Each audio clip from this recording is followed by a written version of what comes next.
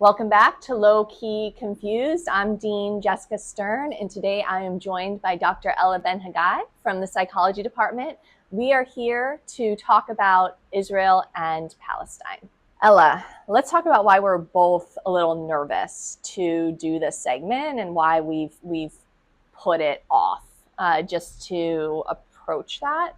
I think for me, this feels like a landmine where if one uses the wrong word, the wrong intonation, it signals so much.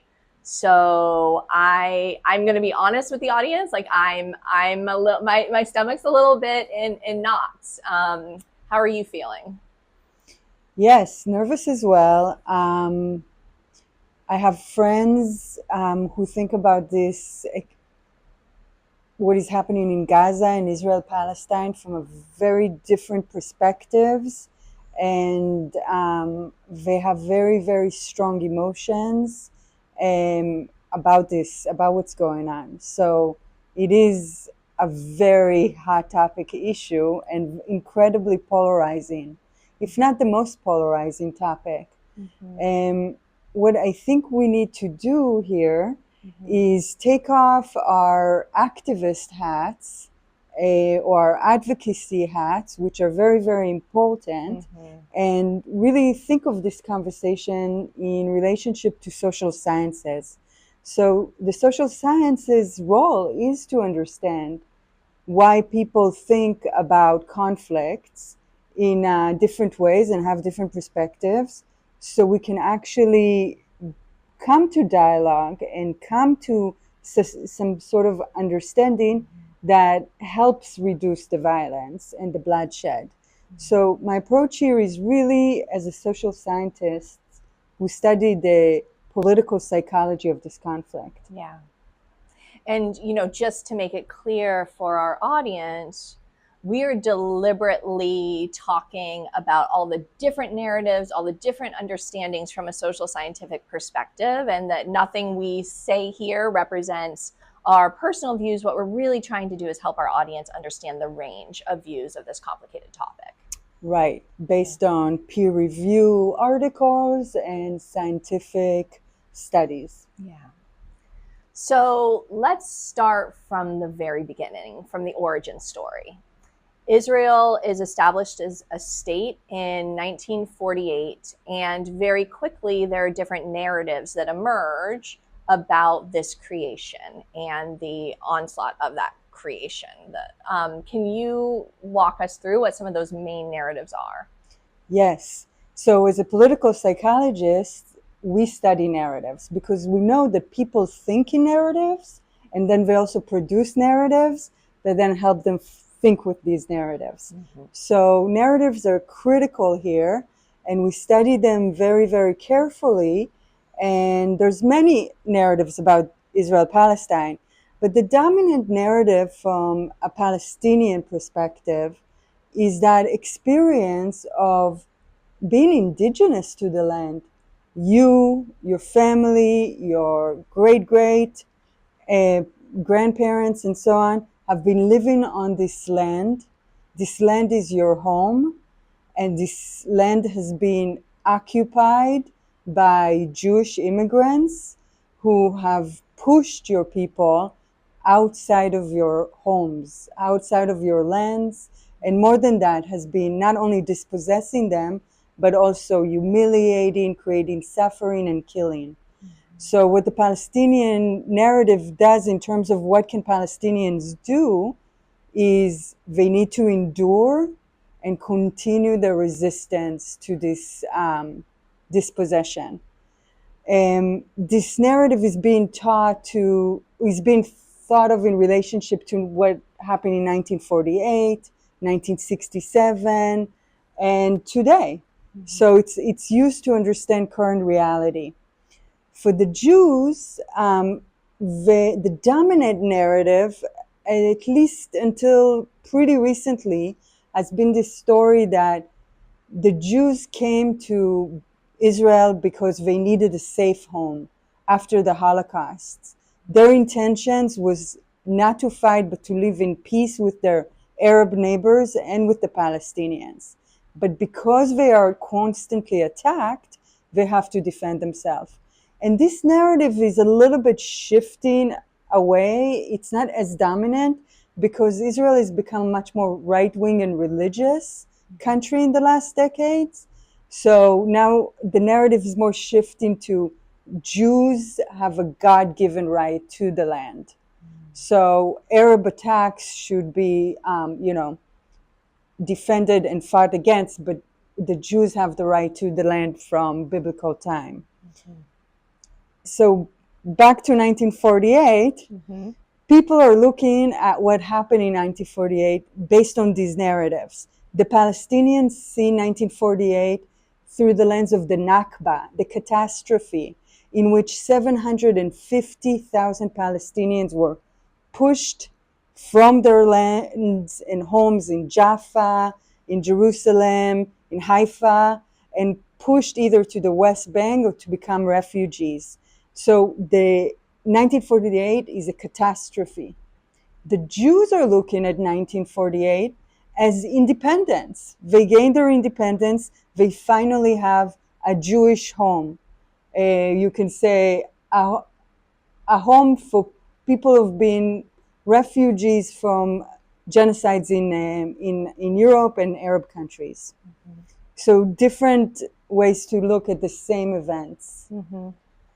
And I think there is an interesting kind of proliferation of that narrative in other diasporic Jewish communities, right? So I grew up with my father, who was the son of a Holocaust survivor, and for him, Israel, even though he never lived in Israel, it was this escape hatch, a place that he knew if it got bad here, he could always go there. So just to make the point that this view of a place of freedom and safety, it expands beyond the Israeli kind of borders for some Jews. 100%. And for Palestinians and people in other Arab people I've interviewed, for instance, Syrians, Afghans, or so Muslim, not Arab, they would talk about Israel, Palestine, also from their own like struggle perspective in far away, in distant places, which is the struggle of colonialism. Yes, yeah. So really, this story it becomes much larger, and it means so many things to so many different people, which may be one of the reasons it's really captured global attention. Yeah. Could you help our audience understand the differences between Gaza and the West Bank? Yes. So really, when we think about Palestinians, we should think of them at least in terms of four groups. So there's the Palestinians who live within the borders of what's called the borders of 1967 or the Green Line. These Palestinians live in places like Nazareth, Haifa, villages in the Galilee, and they are citizens of Israel, and they vote in the election, and they go to Israeli universities. They are medical doctors in hospitals, or they run Israeli hospitals. They do really well in tech. So those are Palestinians who live within the borders of Israel. Now, because Israel thinks of itself as a Jewish state, they are really at a rank of a second-class citizen because they're not Jewish. And there's about 2 million of them. Then you have the Palestinians who are living in the West Bank. That's about 3 million Palestinians. And the West Bank is cut up into 3 areas, A, B, and C, which basically means that they're under different levels of either Palestinian Authority control or Israeli control in the West Bank. And really the trend of what we're seeing in the last decades in the West Bank is that there's a lot of land grab of these Palestinians' lands, their homes, lots of raids, harassment by soldiers, also harassment by soldiers or police officers of the Palestinian Authority. So this population of Palestinians in the West Bank are living under a form of occupation, really. And that's different than what we're seeing in Gaza, which broke from the Palestinian Authority that is run by the PLO or Fatah, which is an organization that was willing to negotiate with the Israelis and come into the Oslo agreements. Then there's the Palestinians in Gaza who are living under Hamas, which is a sort of organization brother to the Muslim Brotherhood. And Hamas does not want to negotiate with Israel, although there's been definitely channeling of money from Israel to Hamas, which is a big controversy. And the Palestinians who are living in Gaza, 2 million of them, have been living since 2007 under a blockade. So they couldn't really work or start up their economy, and they're really reliant on humanitarian aid to survive. And the blockade is an Israeli blockade because Israel is upset that Hamas is controlling Gaza or controlled Gaza. Thank you. How in the interest of like competing narratives, are there any debates like about how you describe Gaza over the past, I don't know, couple decades? Yeah, for sure. People who are advocates for Palestine really see Gaza as an open air prison. That's the word, like people are imprisoned there. The Jewish Israelis, mainstream Jewish Israelis will look at Gaza and say, these people get what they deserve. They elected a terror organization that wants to eliminate us. So we have to protect ourselves. So there's, again, like that's the narrative. We have to protect ourselves. So we're going to blockade Gaza. Yeah. Let's talk about October 7th, 2023. What happened and how have people interpreted it? So October 7, 2023 was basically an event in which Hamas guerrilla fighters exited the Gaza Strip and were able to control pieces of Israel for a couple of hours. They went into a nature party, a rave, and killed and kidnapped the participants. Some were able to escape.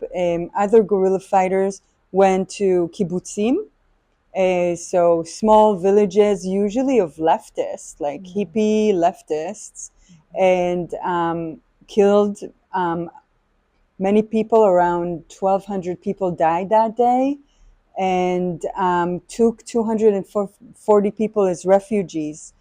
Not as hostages. And then there was a bombardment during that day as well of Israeli cities and Israeli places. And a basic war started from that point. People were looking at the events of the day, either see it through the lens of the Jewish narrative, which is here once again, the Arabs are coming, the Palestinians are coming, and they're massacring people who all they wanted to do is dance at a party or make paintings in a kibbutz or take care of their harvest. So really seeing it through the lens of, look, good people just want to live in peace, but then they are attacked and massacred. So we have to protect ourselves. That's the Jewish story. And from the Palestinian perspective, October 7 was a continuation of what had happened in Gaza since 2007, which is an open air prison, which every couple of years Israel bombs and kills people in.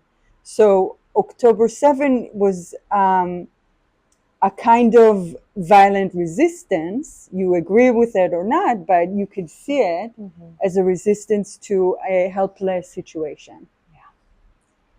And these narratives quickly get picked up on college campuses.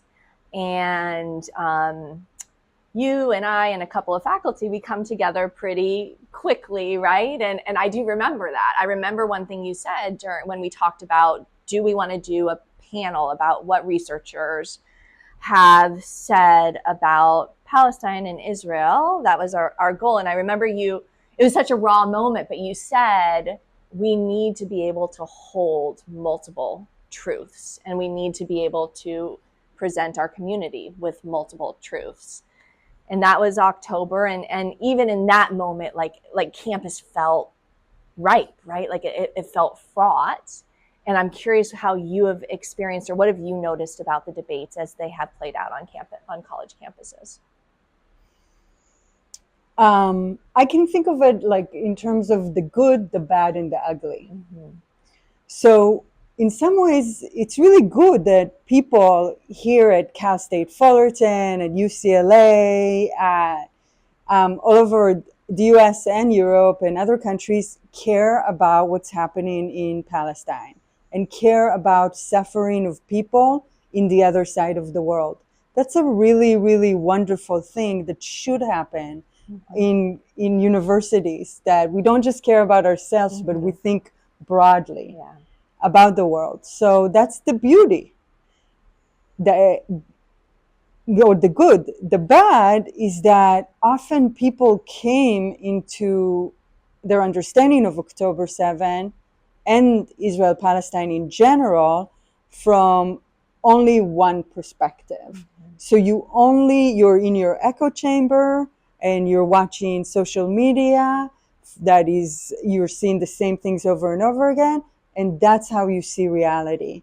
And then campus, when you see other people on campus saying the opposite, you can't relate to them and you dehumanize them, and you just can't understand another perspective, which is the bad.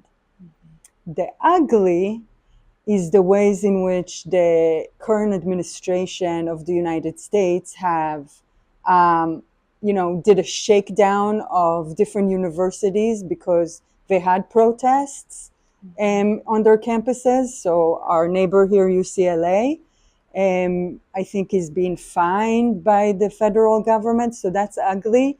And of course, uglier is the arrest and intimidation of Palestinian activists and all of this in the name of anti-Semitism, which I think most Jews do not agree for these actions in the name of our protection or issues of anti-Semitism. It's not okay to arrest Palestinian activists because you fear anti-Semitism. And most Jews are behind that. Thank you. So I did want to highlight the initiative that you have launched for the college, Teaching Through Polarization, which really grew out of our desire to take these moments that could be very fraught and creating classroom spaces and eventually community spaces where one can dialogue through difference. You want to say a little bit about that? Yeah. So we are living in a moment in which there's huge polarization in American society. People will not have are less likely to agree to have their kid marry somebody of a different political party than, they think it's even worse than if they marry somebody of a particular ethnicity, culture, or race. So the polarization is huge in the United States, and we don't understand the other side. We don't live next to them, we don't work with them, and we don't get them. And universities are a space in which you can really work on those polarizations and get people to understand differences. And this is important because if you don't understand differences, you're more likely to feel threatened by differences and then support leaders that are not democratic, and that leads to social deterioration. So what we're doing here at Cal State Fullerton is we're using the best tools from different consulting firms, psychological research, practitioners to educate and train different faculties to deal with disagreements and polarizing topics in their classrooms effectively. So we really want to invite students to bring their whole self into the classroom to talk about experiences that they had or opinions that they had that are not so popular, but to feel safe doing it and to feel equipped to listen to other opinions. And the goal is not to change minds, but to allow people to think about different stories and different contradictions in their heads when approaching a particular topic.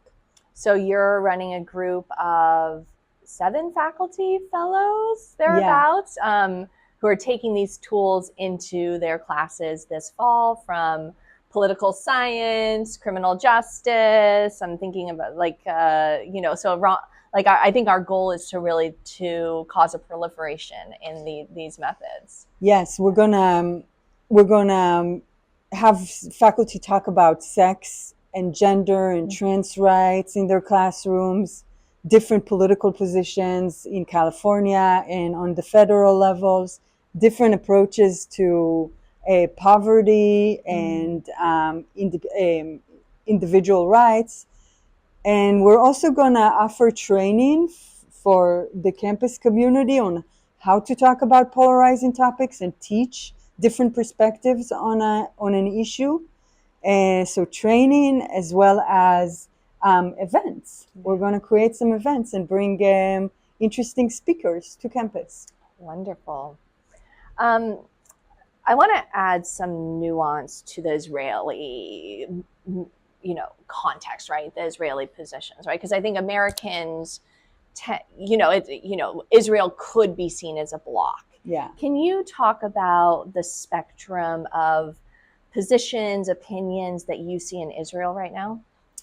Yeah, so just like there's a diversity in the Palestinian experience and the Palestinian position, there's diversity within Israel that is really important to understand in order to end this strategy. Mm-hmm. Because if you just see all of the Israelis as Zionists, you're really profoundly misunderstanding what's going on in that society in terms of its complexities. So there's right now there's three kind of functions in the Israeli coalition. So the coalition that is pushing for this war, that is keeps expanding the war, and there's a coalition of what's called Bibistim, which is people who are kind of like MAGA, but in relationship to Bibi Netanyahu. Bibi Netanyahu is like a god to them. And they really believe that he's the leader that protects Israel and has made very good decisions economically, but also in attacking, bombing Iran, etc. Then you have in that same coalition people who are even more right-wing than the Bibistim. These people are settlers, and they really see the conflict from the prism of the Bible. So the land of Eretz Israel, includes Gaza, includes the West Bank. All of it should be Jewish, and Jews should be settling everywhere. The Gaza Strip, the West Bank, and the Palestinians, they should just be gone, ethnically cleansed. And that's really a settler party positions. Ben Gvir, Shmortis, they're sitting in that coalition. And then you have the Orthodox Jews, who are often very right-wing as well, like the settlers, seeing the conflict through the prism of the Bible, like we are the chosen people, we deserve, this is our land. But the Orthodox are very much upset about things as not being able not to go to the military, which now as the war continues, there's more and more pressure on them to go to the military, even though that they believe that for them to study Torah all day is what's protecting Israel. So this is kind of like the dominant group that has gained a majority, a very, very slim majority of the votes in the last election, and created this very right-wing coalition. Then you have liberal Israelis who are, and left Israelis who are shrinking and shrinking, because the more the war continues, the more violence continues, the more they feel threatened from boycotts from the outside world, like Europe and US, they become more right-wing. So the left and the liberals are shrinking, but it's still a significant group that wants to have a liberal Israel, basically a Tel Avivian Israel, an Israel that is open to the world. And they are in the opposition because they don't work together with the Arab citizens of Israel, the Palestinian citizen of Israel. It's hard for them to win the election and create a coalition that would be a more liberal coalition. Yeah, thank you. And you brought up I think of how Israel has shifted in identity, like the Israel my dad adored, right, was this idealistic place where you could build a new society. And you mentioned earlier the kibbutzim, which is an interesting microcosm of this. Will you tell our audience a little bit about kibbutzim? I think your family is connected. Did they? Yeah. I was born in kibbutz. Yep. The kibbutzim are associated with what's called the second Aliyah. They were started in 1903, 1920, later. They are mostly made up of refugees that came from the Pale settlement in Germany and Poland, who basically were socialist in their opinion, because this was a time in which there was the communist revolution over in Russia. So they came with that, very Marxist, very socialist, and they fled pogrom and other massacres. And their aim is to sort of become a new kind of Jew. Not a Jew that sits and study Torah, or a Jew that can own land and just say plays with money in trade or banks. They wanted to be a Jew that works the land, a Jew that is just to other workers, is in relationship with the workers of the world. And also, some of them really believed in collaborating with the Palestinians. Still, the deadly sin of the kibbutzim was that they didn't properly account to the fact that they came to a land that was already settled by other people, and they didn't create those kind of connections of respect and Thank you. The term Zionism. Yeah. What are the definitions of that term for our audience who might not know? Yeah, so Zionism is a floating term. It means different things to different people. On the left, people who support Palestine really think of Zionism as a monolith. People who want a Jewish state on the back of Palestinians. So not recognizing Palestinian rights and centering Jewish self-determination. So that's how they think about Zionism. From an Israeli perspective, Zionism depends like what kind of Zionism. You have right-wing Zionism, which is this whole land is ours and Jews first. There's left Zionism that is more socialist and aims to work together with the Palestinians to create their own state. So it's a floating term, and it's always good to ask people, what do you mean? I think a similar term that has been in the spotlight is river to the sea. Again, so many different meanings, and I agree, determining what somebody means by that is essential. So for the Palestinian activists, from the river to the sea, Palestine will be free, means that everybody who is living on the land from the Jordan River to the Mediterranean Sea will be able to live as part of one state with equal rights to everybody. Mm-hmm. From a Jewish perspective, when they hear from the river to the sea, Palestine will be free, Jewish Israeli, then it kind of scares them, because that means that there won't be any more Israel. And that leads to great fear of existential threat to themselves.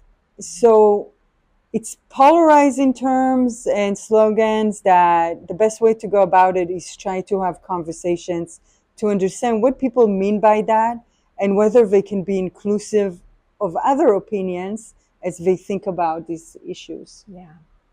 You bring up one state, which I think is a good segue, even though we might not have a solution, but maybe to give our listeners a taste of what is the range of solutions that are out there.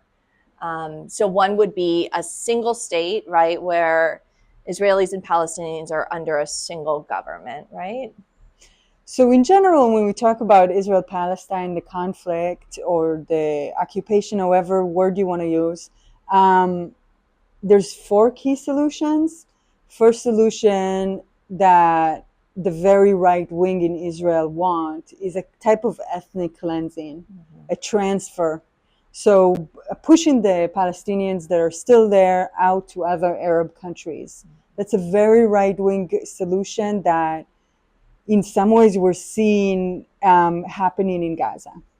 Then you have another solution, which is a kind of Bibi Netanyahu two-state, or like the old Netanyahu, because now I think he's more in the solution I just mentioned, where you basically have Jewish Israeli control over most of the land and some reservations or areas in which Palestinians have self-determination. But Israel keeps the major settlement blocks and the east side of Jerusalem. Then you have the two-state solution that is supported by the Arab Initiative, which has been an initiative that has been on the table from a whole big set of Arab countries suggesting this initiative, as well as people on the left in the Israeli political map, where you talk about two-state solution, where there's a Palestinian state that emerges out of in the West Bank, east side of Jerusalem, and Gaza, and Israel gets to keep its areas within the 1967 borders. The two-state solution, people say, is dead because now there's so many settlements in where there's supposed to be a Palestinian state, the West Bank, that you can't really create a state there anymore. And then there's the most left solution, a solution that is very popular in the diaspora, on college campuses, not sure about people out there in the region. And that's a solution that is called like a one state, where everybody just has equal rights and they vote, and there's a constitution that defends the rights of different ethnic groups, and they figure out how to live together. Mm-hmm. What makes you an expert on this topic? For my dissertation, so I spent my PhD listening and analyzing conversations, survey studies. I've done some experiments trying to understand how people in Israel-Palestine, but also in the US, think about Israel-Palestine. Mm-hmm. So I've done many studies on this that are published and available online. Thank you. Tell us about your academic background.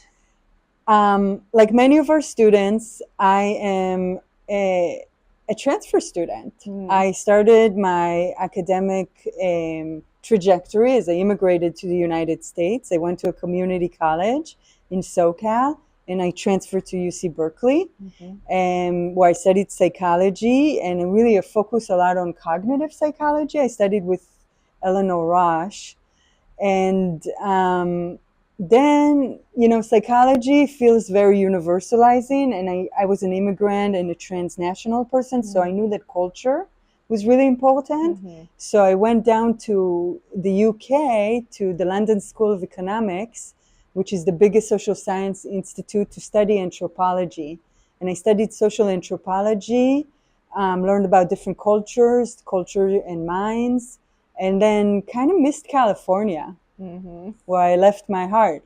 So I went back to California, to UC Santa Cruz, to a very interdisciplinary department, psychology department, where I did my PhD, trying to understand how Arabs and Jews think about Israel-Palestine. Are there other topics that you study as well?